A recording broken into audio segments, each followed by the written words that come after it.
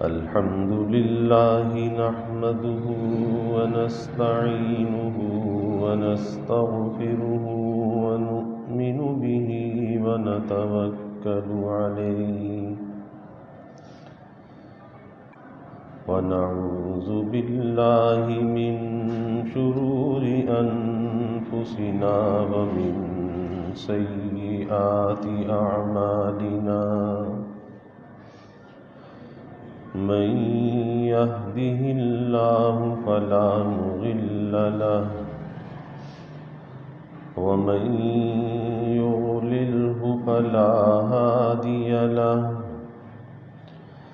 ونشهد أن لا إله إلا الله وحده لا شريك له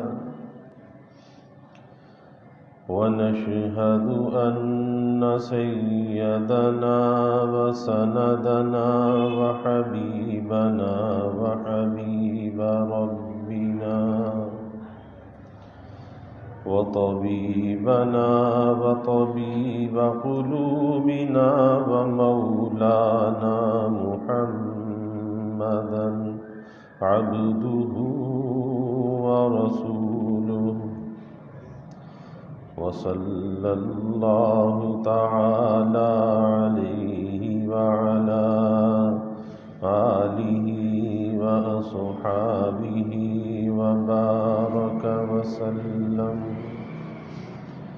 وبارك وسلم تسليما كثيرا كثيرا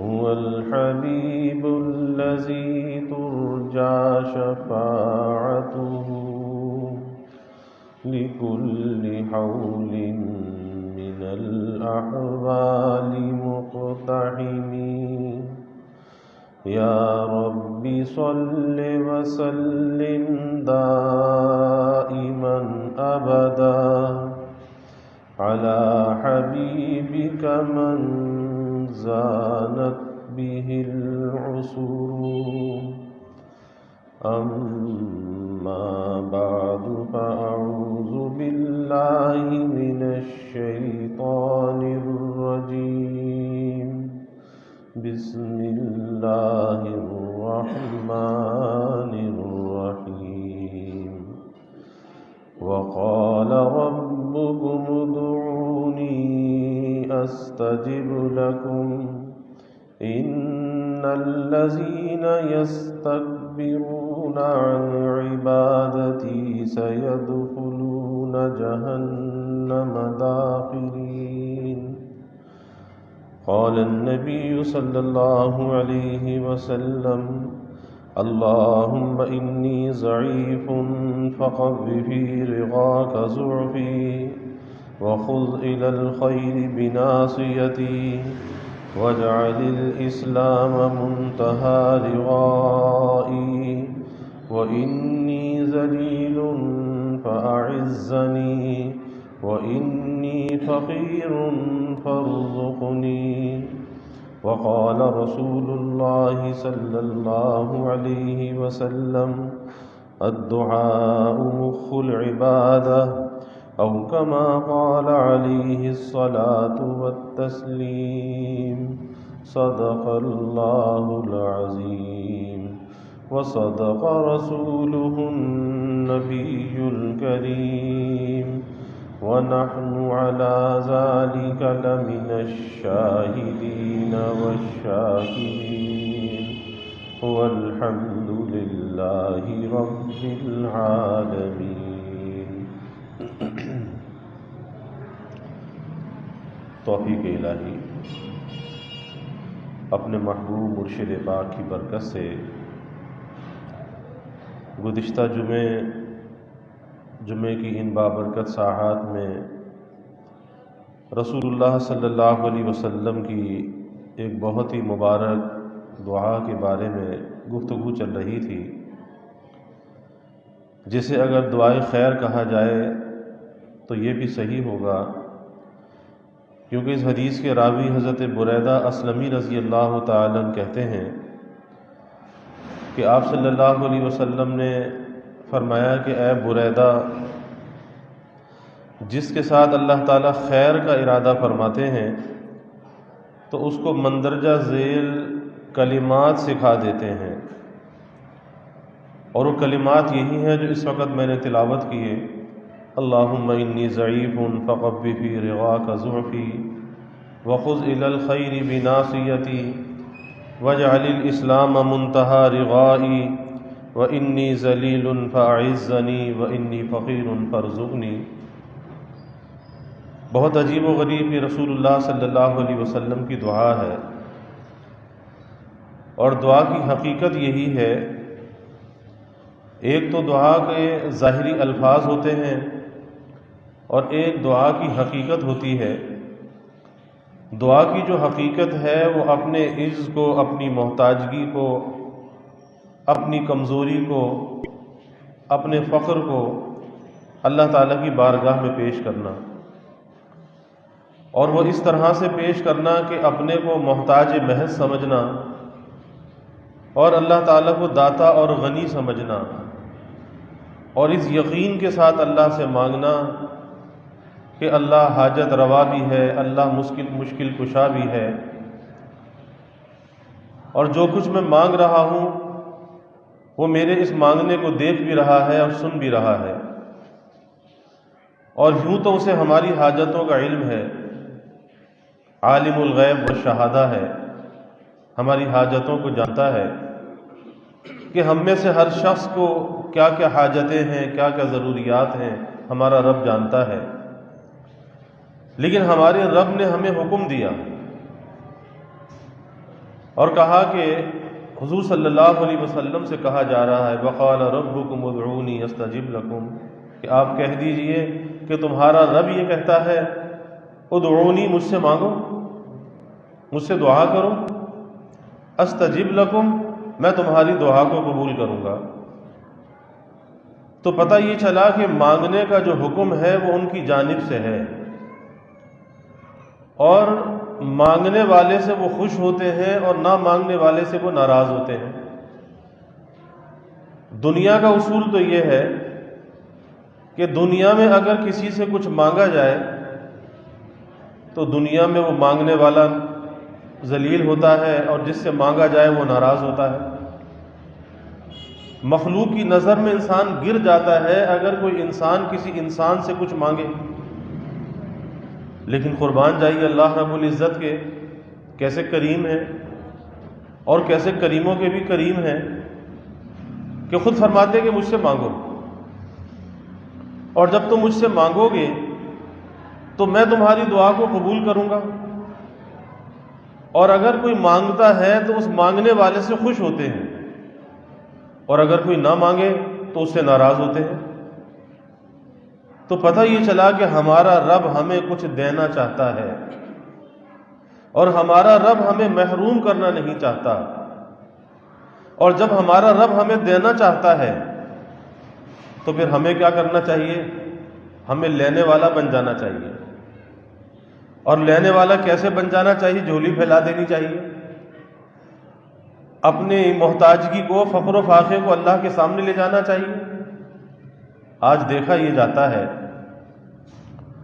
کہ آج مخلوق کے سامنے انسان اپنے فقر و فاقے کو لے کے جاتا ہے، اپنی تنگ دستی اور بدحالی کو مخلوق کے سامنے لے کے جاتا ہے، اور ظاہر ہے کہ جب مخلوق کے سامنے اپنی تنگ دستی کو، بدحالی کو لے کر جاتا ہے تو دنیا میں تماشا بن جاتا ہے، دنیا اس کا مذاق اڑانے لگتی ہے۔ مخلوق کسی مخلوق کی حاجت کو کیا پورا کر سکتی ہے؟ جو انسان خود محتاج ہو وہ کسی اور محتاج کی ضرورت کو کیسے پورا کرے گا؟ اور کبھی انسان کے ذہن میں یہ بات ہوتی ہے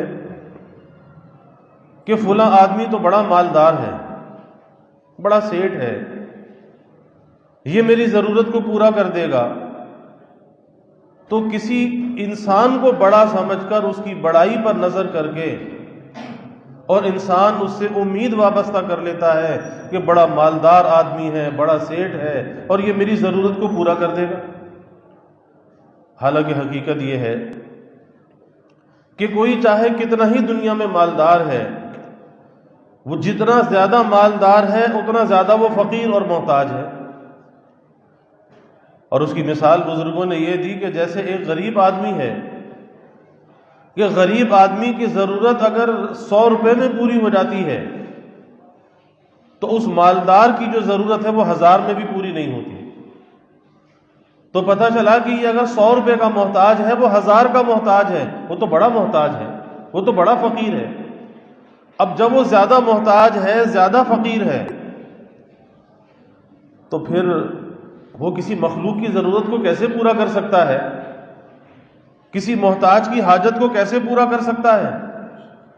اور یہ ذہن کے اندر یہ تصور لانا کہ یہ بڑا ہے، ارے بھائی یہ تصور کیوں نہیں لاتے کہ اللہ سب سے بڑا ہے، اللہ سب سے بڑا ہے۔ اور جب اللہ کی عظمت، اس کی کبریائی انسان کے ذہن میں راسخ ہو جاتی ہے تو پھر وہ کبھی مخلوق کی طرف للچائی ہوئی نظروں سے نہیں دیکھتا، کبھی مخلوق سے امیدیں وابستہ نہیں کرتا۔ جب اللہ کے ساتھ اس کا دل میں یقین آ جاتا ہے کہ میرا اللہ ہی حاجت روا ہے، مشکل کشا ہے، پھر امیدیں اللہ سے لگاتا ہے۔ اور حقیقت یہی ہے کہ امیدیں وابستہ کرنے کے لائق اگر کوئی ذات ہے، اللہ رب العزت کی ذات ہے۔ انسان اپنی امیدوں کا مرکز اور محور اگر کسی کو بنائے، اللہ رب العزت کو بنائے، اور اللہ کبھی کسی کی امید کو نہیں توڑتا۔ اور مخلوق کے سامنے جا بجا ذلتیں نصیب ہوتی ہیں، جا بجا امیدیں ٹوٹتی ہیں، بدگمانیاں پیدا ہوتی ہیں، اور ایک ایسی خرابیوں کا سلسلہ شروع ہوتا ہے جب انسان مخلوق سے توقعات وابستہ کرتا ہے کہ جو نہ تھمنے والا سلسلہ ہے وہ شروع ہو جاتا ہے۔ تو ان ساری خرابیوں سے بچنے کا راستہ اور طریقہ بھی یہی ہے کہ انسان اپنے رب سے اپنی امیدوں کو وابستہ کر لے کہ جو کچھ کرنے والا ہے میرا رب کرنے والا ہے، مخلوق کے ہاتھ میں کچھ بھی نہیں۔ اس لیے حدیث شریف میں آتا ہے، حضرت معاویہ رضی اللہ تعالیٰ عنہ فرماتے ہیں کہ رسول اللہ صلی اللہ علیہ وسلم نے ارشاد فرمایا کہ کسی ایسی چیز پر آگے مت بڑھ جس کی نسبت تیرا یہ خیال ہو کہ میں آگے بڑھ کر اس کو حاصل کر لوں گا، اگرچہ اللہ تعالیٰ نے اس کو تیرے مقدر نہ کیا ہو۔ دنیا کے اندر دیکھتے ہیں کہ دوڑ لگی ہوئی ہے، انسان بھاگ رہا ہے، کس چیزوں کے پیچھے؟ مادی چیزوں کے پیچھے بھاگ رہا ہے۔ ارے بھائی تجھے تو اللہ کی طرف دوڑنا چاہیے، فَفِرُّوا إِلَى اللَّهِ، تیری دوڑ تو اللہ کی طرف ہونی چاہیے۔ تو کہاں مادیت کے پیچھے دوڑنے لگا، مادیت کے پیچھے بھاگنے لگا، اور کس لیے کہ میں دوسروں سے آگے بڑھ جاؤں۔ اور پھر اس دوڑ کے اندر یہ ہوتا ہے کہ جو اللہ نے رزق مقدر کیا ہوتا ہے، جو رزق مقسوم ہوتا ہے، انسان اس پہ راضی نہیں ہوتا، شکوہ شکایت کے اندر مبتلا ہوتا ہے، کیونکہ دوڑ ایک لگی ہوئی ہے، مادیت کے اوپر اس کی نظر ہے، مادی دنیا کے پیچھے بھاگ رہا ہے۔ تو فرمایا کہ جو چیز اللہ نے تیرے مقدر نہیں کی تو اس کی طرف آگے مت بڑھ، کیونکہ وہ چیز تجھے حاصل ہونے والی نہیں ہے۔ اور جو چیز اللہ نے تیرے مقدر کر دی ہے اس سے پیچھے مت ہٹ، یہ سوچ کر کہ میرے پیچھے ہٹنے سے وہ چیز ٹل جائے گی، تو وہ چیز ٹلنے والی نہیں ہے، وہ اللہ نے تیرے مقدر کر دی ہے۔ یعنی راضی برضا رہنا، ہر حال میں اللہ کی رضا میں راضی رہنا، اور وہ جب ہو سکتا ہے کہ انسان اپنے مقسوم پر راضی رہے، کہ جو اللہ نے اس کے مقدر میں لکھ دیا ہے بس اس پر اللہ کی رضا کو اختیار کر لے، زندگی بڑی راحت والی گزرتی ہے اور پریشانیوں سے بچ کر زندگی گزرتی ہے۔ تو اس لیے بھائی امیدیں اگر لگانی ہیں تو اللہ کی ذات سے لگانی چاہیے، امیدوں کا مرکز اور محور کسی کو بنانا ہے اللہ رب العزت کو بنانا چاہیے، ورنہ مخلوق سے امیدیں لگانا انسان کو ذلیل و رسوا کر دیتا ہے۔ اور رسول اللہ صلی اللہ علیہ وسلم نے ہمیں یہی سکھایا ہے۔ اللہ کے حبیب صلی اللہ علیہ وسلم کی ہر دعا اس میں انابت الی اللہ اعلیٰ درجے کا موجود ہے، اور اس میں مانگنے کا طریقہ سکھایا ہے کہ جب تم اللہ سے مانگو تو کس طرح سے مانگو. آج تو ہمیں دعا مانگنا بھی نہیں آتا، اور جس کو ہم دعا سمجھتے ہیں یا جس کو دعا کہتے ہیں وہ دعا کی صورت تو ہوتی ہے، اس میں دعا کی حقیقت موجود نہیں ہوتی. کہتے جی ہم تو دعا مانگتے ہیں، تو کیا دعا اس کو کہا جاتا ہے جو جس طرح سے ہم مانگتے ہیں؟ ارے مانگنا تو ایسے ہوتا ہے کہ ایک چھوٹا سا بچہ جب اپنی ماں کو لپٹتا ہے تو اپنی بات کو منوا لیتا ہے. کیا ہم ایسے لپٹ کے اللہ سے مانگتے ہیں؟ ایسے گڑ گڑا کر اللہ سے مانگتے ہیں؟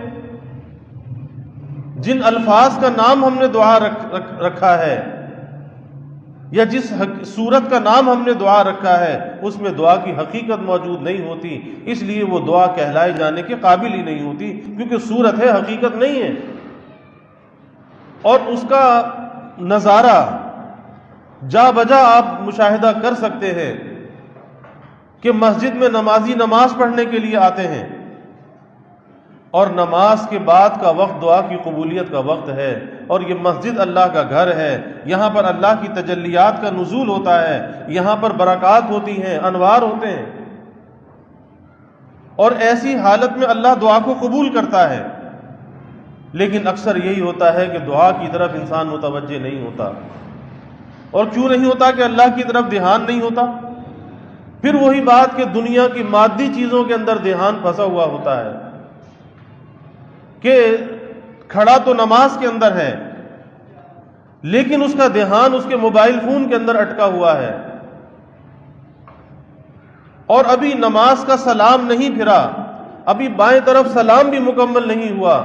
ابھی چند دن پہلے کی بات ہے، میرے برابر ایک نوجوان بچہ نماز پڑھ رہا تھا، ابھی بائیں طرف کا سلام بھی مکمل نہیں ہوا، اس کا ہاتھ جو ہے وہ جیب میں چلا گیا اور اس نے فوراً موبائل نکال لیا.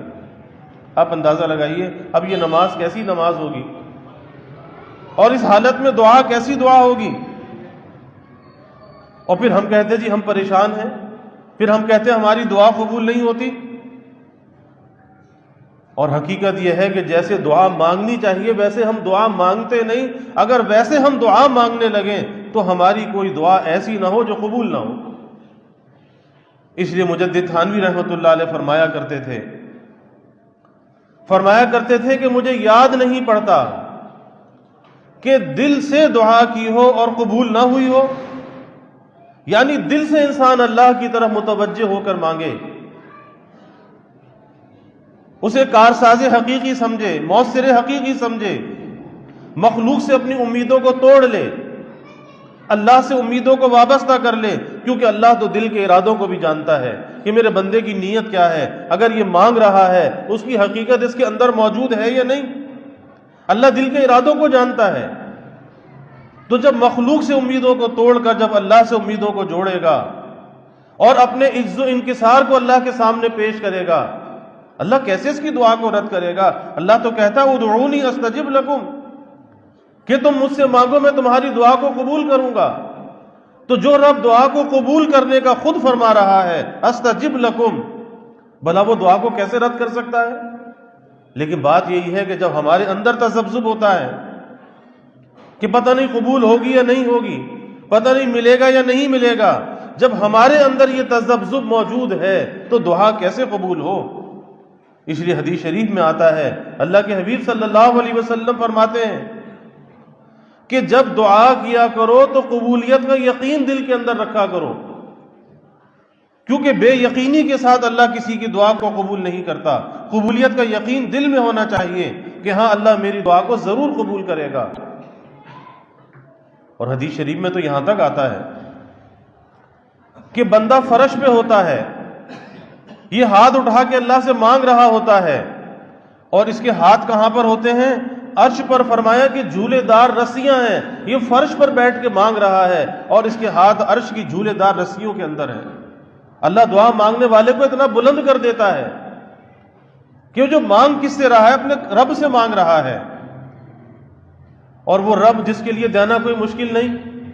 اس لیے حدیث میں آتا ہے کہ چھوٹی سے چھوٹی چیز ہو تو اللہ سے مانگو، نمک کی ڈلی ہو تو اللہ سے مانگو، جوتی کا تسمہ ہو تو اللہ سے مانگو، اور اللہ سے مانگنے میں کوئی شرم اور عار محسوس نہ کرو کہ یہ معمولی درجے کی چیز ہے، یہ اللہ سے میں کیا مانگوں.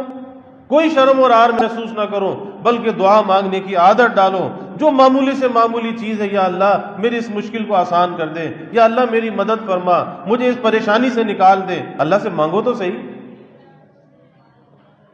اور دعا مانگنا کیا ہے؟ دعا مانگنا اللہ سے باتیں کرنا ہے۔ حکیم الامت حضرت تھانوی رحمۃ اللہ علیہ فرمایا کرتے تھے کہ اللہ نے دنیا میں دو صورتیں ایسی رکھی ہیں کہ جس کے ذریعے سے انسان اپنے رب سے باتیں کر سکتا ہے، اپنے رب سے گفتگو کر سکتا ہے۔ ایک تو فرمایا کہ قرآن مجید کی تلاوت ہے، کہ بندہ جب قرآن مجید کی تلاوت کرتا ہے تو یہ اللہ تعالیٰ کے اس کلام کو پڑھتا ہے جو اللہ کی خاص صفت ہے، اللہ کا کلام ہے، اللہ کے اندر کی چیز ہے جو مخلوق نہیں ہے۔ اللہ سب سے زیادہ اس کی طرف متوجہ ہوتا ہے۔ قرآن پڑھنے والے کی جو آواز ہے، اللہ سب سے زیادہ اس آواز کی طرف متوجہ ہوتا ہے۔ اور اللہ کی توجہ کیا ہے؟ اللہ کیسے متوجہ ہوتا ہے؟ اللہ کی توجہ یہ ہے کہ اللہ کی طرف سے رحمت آتی ہے، برکت آتی ہے، انوار اور تجلیات کا نزول ہوتا ہے، ملائکہ آسمان سے نازل ہوتے ہیں اور اس قرآن مجید کے الفاظ کو آسمان پر لے جانے لگتے ہیں، اور ایک ملائکہ کا سلسلہ جڑ جاتا ہے آسمان سے لے کر اور اس کے ہونٹوں تک۔ تو اللہ اس کی طرف متوجہ ہوتا ہے، اور یہ قرآن مجید کی تلاوت کرنا، یہ اللہ سے باتیں کرنا ہے۔ لیکن آج افسوس کہ قرآن مجید کی تلاوت کو چھوڑ رکھا ہے، اور بہانہ کیا جی ہمارے پاس وقت نہیں ہے، وقت نہیں ہے۔ اگر اس قرآن مجید کی تلاوت کی اہمیت پیش نظر ہوتی اور اس کے فضائل اور برکات پیش نظر ہوتے تو بہت سے کاموں کا حرج کر کے بھی قرآن مجید پڑھتا، اور اب تو اتنا وقت ہے کہ کسی کام کا حرج بھی نہ کرنا پڑے اور تلاوت بھی وافر کر سکے۔ لیکن اہمیت دل کے اندر نہیں ہے، یہی وجہ ہے کہ مہینوں گزر جاتے ہیں، قرآن مجید کھول کر دیکھنے کی نوبت نہیں آتی۔ تو اللہ سے باتیں کرنے کا ذریعہ کیا ہے؟ قرآن مجید کی تلاوت ہے۔ اور دوسرے مجدد تھانوی رحمۃ اللہ علیہ فرماتے تھے کہ یہ دعا جو ہے نا، یہ دعا جسے عبادات کا مغز قرار دیا گیا، الدعاء مخ العبادہ، کہ یہ دعا عبادات کا مغز ہے۔ یہ دعا در حقیقت اللہ سے باتیں کرنے کا نام ہے، کہ جب آدمی خلوت میں، تنہائی میں، اور ایسا ہمیں ضرور کرنا چاہیے کہ اپنے اس اوقات زندگی میں سے صبح اور شام کے درمیان کوئی ایسا وقت تنہائی اور خلوت کا نکال کے ہمیں تنہائی میں اللہ کے سامنے بیٹھ کر اللہ سے مانگنا چاہیے، اور اس مانگنے میں اپنے عجز و انکسار کو، اپنی محتاجگی کو اللہ کے سامنے پیش کرنا چاہیے۔ اور یہ تنہائی میں، خلوت میں اللہ سے مانگنا کیا ہے؟ یہ اللہ سے مانگنا اللہ سے باتیں کرنا ہے، اللہ سے باتیں کرنا ہے۔ اور جب انسان اللہ سے یہ باتیں کرتا ہے، عقدہ کشائی ہوتی ہے، بہت سے اسرار اور رموز اس کے دل پر کھلنے لگتے ہیں۔ حضرت بایزید بستامی رحمۃ اللہ علیہ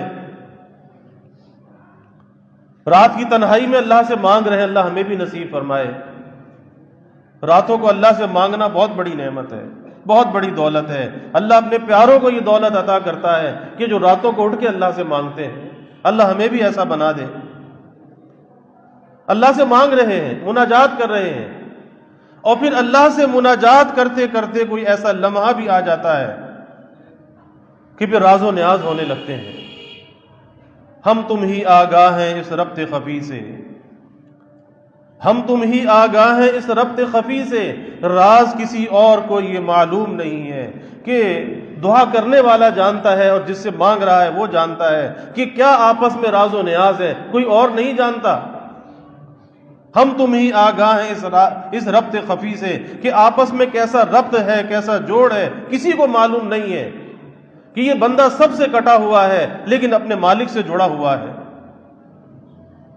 تو بایزید بستامی رحمۃ اللہ علیہ اللہ سے مانگ رہے ہیں، اور مانگتے مانگتے جب راز و نیاز کا سلسلہ شروع ہوتا ہے تو عرض کیا کہ یا اللہ کوئی اپنے قرب کا آسان راستہ بتا دیجئے، کوئی شارٹ کٹ بتا دیجئے کہ جس سے جلد آپ کا قرب حاصل ہو جائے۔ الہام ہوا دا نفسک وتعال، یہی اسرار و رموز ہیں، یہی بھید ہیں جو دلوں پر کھلتے ہیں کہ اے بایزید اپنے نفس کو چھوڑ دے، اپنی خواہشات کو چھوڑ دے، اور ہمارے پاس چلا، یعنی اللہ اور بندے کے درمیان کوئی رکاوٹ نہیں۔ اگر رکاوٹ ہے تو خواہشات نفسانی کی رکاوٹ ہے کہ ایک قدم انسان اپنی خواہشات پر رکھ دے، اگلا قدم تو اللہ کے پاس ہوگا۔ اور اللہ تو خود کہتا ہے نحن اقرب الیہ من حبل الورید، کہ ہم تمہاری رگ جان سے زیادہ قریب ہیں۔ دور تو ہم نے سمجھ رکھا ہے، اگر ہم نے اللہ کو قریب سمجھا ہوتا، اس کا استحضار ہمارے دلوں کے اندر ہوتا، تو کبھی ہم سے کسی نیکی میں کوتاہی نہ ہوتی، کبھی کسی گناہ کا صدور نہ ہوتا، کیونکہ اللہ جب قریب ہے، کتنا قریب ہے، وہ رگ جان سے زیادہ قریب ہے۔ اور اتنی قربت کے ساتھ کیسے اللہ کی نافرمانی کر سکتا ہے، کیسے زبان کا استعمال غلط کر سکتا ہے، کیسے فحش کلامی کر سکتا ہے، بد کلامی کر سکتا ہے، کیسے زبان سے گالیاں نکال سکتا ہے، غیبت اور جھوٹ بول سکتا ہے، کیسے کر سکتا ہے؟ اللہ موجود ہے، اللہ دیکھ رہا ہے۔ لیکن جب انسان سمجھتا ہے کہ بہت دور ہے اللہ تو آسمانوں سے بھی اوپر ہے، تو یہ دھوکہ ہے۔ اللہ دور نہیں ہے، اللہ تو قریب ہے۔ اللہ خود کہہ رہا ہے کہ میں قریب ہوں۔ ہم اس استحضار کو کیوں قائم نہیں کرتے کہ اللہ ہم سے قریب ہے، اللہ دور نہیں ہے؟ اور جب یہ استحضار قائم ہو جاتا ہے، پھر کائنات کی ہر چیز میں اس کا جلوہ نظر آتا ہے۔ پھر جدھر نگاہ کرتا ہے اللہ تعالیٰ کی صفات کا اس سے جلوہ نظر آتا ہے، پھر اللہ تعالیٰ کی نعمتوں کا جلوہ اسے نظر آتا ہے، اور ہر نعمت کے اندر وہ منعم کو دیکھتا ہے کہ اس نعمت کو دینے والا کون ہے، اس نعمت سے منعم کی معرفت حاصل کرتا ہے۔ اسی لیے کہتے ہیں کہ ہر نعمت منعم کو دیکھنے کا ذریعہ بن جاتی ہے۔ لیکن آج ہم اس پر محنت نہیں کرتے۔ ایک زندگی ہے، گزر رہی ہے، یہ نہیں سوچتے کہ یہ زندگی قیمتی کیسے بنے گی، ہمارے اعمال قیمتی کیسے ہوں گے، اللہ کی نافرمانی زندگی سے کیسے جائے گی، یہ حرص و ہوس کیسے ختم ہوگی۔ آج اس معاملے کے اندر ہم سوچتے نہیں ہیں۔ یہی وجہ ہے کہ زندگی تو گزر رہی ہے اور یہ گزر بھی جائے گی۔ تو بھائی اللہ سے اپنے تعلق کو مضبوط کرنا چاہیے، اور اس کا ذریعہ یہ دعا ہے۔ اور رسول اللہ صلی اللہ علیہ وسلم نے ہمیں سکھایا کہ دعا مانگنی کیسے چاہیے۔ اس لیے یہ دعا جو گزشتہ جمعے جس پر بات چل رہی تھی، اس میں پہلی بات اللہ کے حبیب صلی اللہ علیہ وسلم نے یہی فرمائی، اللہم انی ضعیف فقوی فی رضاک ضعفی، کہ یا اللہ میں تو ضعیف ہوں، میں تو کمزور ہوں۔ اور انسان اس کمزوری کو طاقت میں بدلنا چاہتا ہے، اس ضعف کو قوت میں بدلنا چاہتا ہے۔ تو اللہ کے حبیب صلی اللہ علیہ وسلم دعا فرما رہے ہیں کہ میری اس کمزوری کو، میرے اس ضعف کو آپ قوت میں تو بدل دیجئے، لیکن ایسی قوت میں بدل دیجئے کہ جو آپ کی رضا کے ساتھ ہو، آپ کی ناراضگی کے ساتھ نہ ہو۔ کیونکہ کبھی قوت ہوتی ہے، طاقت ہوتی ہے، اس کے ساتھ انسان کے اندر اللہ کی نافرمانی آتی ہے، طغیان آتا ہے، بغاوت آتی ہے، تو ظاہر ہے کہ وہ قوت تو کسی کام کی نہیں کہ جسے اللہ کی نافرمانی میں استعمال کیا جائے۔ قوت تو وہی قوت ہے کہ جسے اللہ کی اطاعت میں استعمال کیا جائے۔ تو فرمایا کہ یا اللہ میں ایسی قوت کا سوال کرتا ہوں، میں ہوں تو کمزور، میں ہوں تو ضعیف، لیکن میں ایسی قوت کا سوال کرتا ہوں کہ جو تیری رضا کے ساتھ ہو، یعنی میری قوت، میری صحت، میری جوانی، میرا مال، میرا وقت، یہ ساری انسان کی قوتیں، میری ساری قوتیں، ساری صلاحیتیں آپ کی رضا میں تو استعمال ہوں، لیکن آپ کی مرضی کے خلاف استعمال نہ ہوں۔ عجیب و غریب یہ دعا ہے۔ اور فرمایا وَخُذْ إِلَى الْخَيْرِ بِنَاصِيَتِي، یا اللہ مجھے کشا کشا، آہستہ آہستہ مجھے خیر کی طرف لے جائیے۔ پتہ چلا کہ خیر کی طرف جانے میں بھی انسان اللہ کا محتاج ہے، اللہ سے مانگنا چاہیے، یا اللہ تو ہمیں خیر کی طرف لے جا۔ اور خیر کے مقابل کیا چیز ہے؟ خیر کے مقابل شر ہے، کہ شر سے پناہ مانگ رہے ہیں اور خیر کا سوال کر رہے ہیں کہ یا اللہ شر سے میں تیری پناہ چاہتا ہوں، اس لیے میں خیر کا سوالی ہوں کہ مجھے تو خیر کی طرف لے جا، تو مجھے خیر کی طرف لے جا۔ تو اللہ سے پتہ یہ چلا کہ ہمیں خیر کا سوال کرنا چاہیے، اور ہر معاملے کے اندر خیر کا سوال کرنا چاہیے، رحمت اور برکت کا سوال کرنا چاہیے۔ اور پھر اس کے بعد فرمایا وَجْعَلِ الْإِسْلَامَ مُنْتَهَا رِضَائِي۔ عجیب بات ہے کہ ہر انسان کی کوئی پسند ہوتی ہے، اور اس پسند کا کوئی منتہا ہوتا ہے کہ انسان بہت سی چیزوں کو پسند کرتا ہے لیکن انتہائی درجے کے اندر وہ پسند کرتا ہے کہ میرا کھانا کیسا ہو، میرا لباس کیسا ہو، میرا مکان کیسا ہو، میری بیوی کیسی ہو، میری اولاد کیسی ہو، میرے پاس مال کتنا ہو، میری عزت کیسی ہو۔ تو ہر چیز کے اندر انسان اس کی انتہا کو پسند کرتا ہے، اس کے اعلیٰ درجے کو پسند کرتا ہے۔ ٹھیک ہے، خواہش کا ہونا کوئی بری بات نہیں، کہ اگر حلال ذرائع سے انسان خواہشات کرتا ہے، حلال ذرائع سے ان کو حاصل کرتا ہے، مال ہے، اولاد ہے اور دیگر نعمتیں ہیں، تو شریعت اس سے منع نہیں کرتی، لیکن اس کی پسند کا منتہا کیا دنیا تک محدود ہونا چاہیے؟ اس کی پسند کا منتہا تو ایسی چیز ہونی چاہیے کہ جو اسے آخرت میں بھی کام دینے والی ہو، جو دنیا میں بھی کام دینے والی ہو، جو یہاں بھی کام آئے، جو وہاں بھی کام آئے۔ اور وہ کیا چیز ہے؟ وہ اللہ کے حبیب صلی اللہ علیہ وسلم اللہ سے سوال فرماتے ہیں وَاجْعَلِ الْإِسْلَامَ مُنْتَہَا رِضَائِي، کہ میری پسند کا جو منتہا ہے وہ اسلام کو بنا دیجئے، کہ اس اسلام کے ذریعے سے میں آپ کی رضا کو حاصل کروں، میں اس اسلام پر راضی رہوں۔ اور حقیقت یہی ہے کہ ہم کہتے تو ہیں کہ ہم مسلم ہیں، ہر انسان یہ کہتا ہے ہم میں سے، ہم مسلمان ہونے کا دعویٰ بھی کرتے ہیں اور الحمدللہ مسلمان ہیں بھی، اس پر ہمیں شکر بھی ادا کرنا چاہیے۔ لیکن کیا صرف اتنا ہی مسلمان ہونا چاہیے کہ جو صرف نام لے کر یہ کہہ سکے میں مسلمان ہوں؟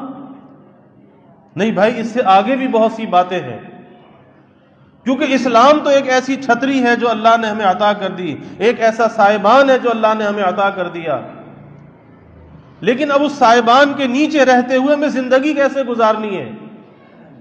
جیسے ایک انسان اپنے مکان میں رہتے ہوئے زندگی کیسے گزارتا ہے کہ کوئی ایسا کام نہیں کرتا کہ جس سے اس کے مکان کو نقصان پہنچے، اپنی صحت کی حفاظت کے لیے کوئی ایسا کام نہیں کرتا کہ جس سے اس کی صحت کو نقصان پہنچے، اس کے لباس کو نقصان پہنچے، اس کی اولاد کو نقصان پہنچے، اس کے مال کو نقصان پہنچے۔ انسان کوئی ایسا کام نہیں کرتا، ایسی خرابیوں سے بچتا ہے۔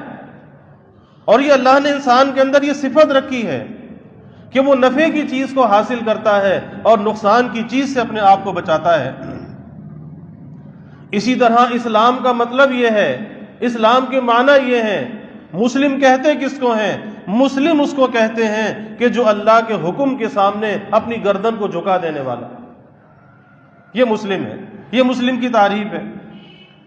تو ہمیں دیکھنا چاہیے کہ اللہ کے حبیب صلی اللہ علیہ وسلم تو اپنی پسند کا جو منتہا ہے، انتہا، وہ اسلام کو طلب فرما رہے ہیں، لیکن وہ صرف طلب کرنے کی حد تک نہیں ہے، اس کا تعلق عمل سے بھی ہے کہ جب ہم اپنے عمل کو درست کریں گے تو ہماری پسند کا جو منتہا ہے وہ جب ہمیں حاصل ہوگا، اور اگر ہم خالی دعویٰ کرتے رہے اور ہم نے اپنے عمل کو درست نہ کیا تو اس کا جو منتہا ہے، جو انتہائی درجہ ہے، پھر وہ ہمیں حاصل نہیں ہوگا، اور پھر ہم ادنا درجے پہ رہ جائیں گے، اور دنیا کے اندر ہم ادنا پر کفایت نہیں کرتے، دنیا میں اعلیٰ سے اعلیٰ کے طالب ہوتے ہیں اور زیادہ سے زیادہ کے طالب ہوتے ہیں۔